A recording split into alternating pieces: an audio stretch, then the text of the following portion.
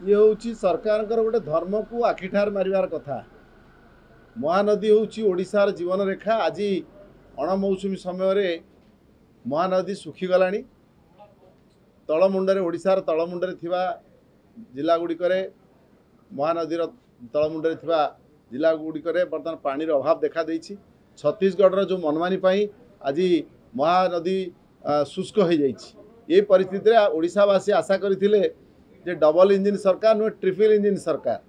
केंद्र में बीजेपी सरकार, ओडिशा रे बीजेपी सरकार, छत्तीसगढ़ भी बीजेपी सरकार।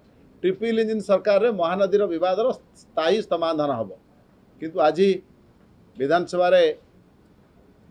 माननीय पार्लियामेंट अफेयर्स मिनिस्टर गोटे सूचना देइछन काली कौन ताकर आलोचना अच्छी, टेक्निकल कमिटी आलोचना अच्छी 20 तारिख रे अच्छी ट्रिब्यूनाल से संपर्क में विचार पाई तारीख धार्य होइछि। तेणु आम ओडिशावासी आशा करूँ निश्चित से ट्रिब्यूनाल को न जाइकी,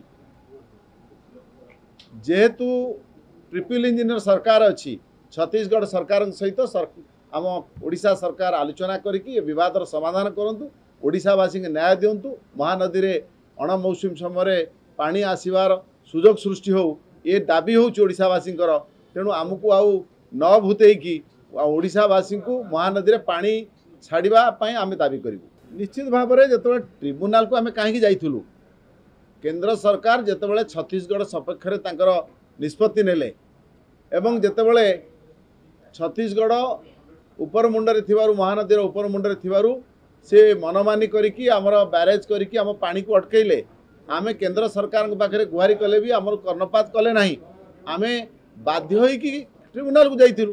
तेणु बर्तमान जितेबाला 3टी जगार भारतीय जनता पार्टी सरकार अच्छी, एवं ट्रिब्यूनाल आवश्यकता नहीं। ओडिशावासी अपेक्षा करिसेंती न्याय मिलिबो कि नहीं, ओडिशा को महानदी को न्याय मिलिबो कि नहीं ओडिशावासी अपेक्षा करिसेंती।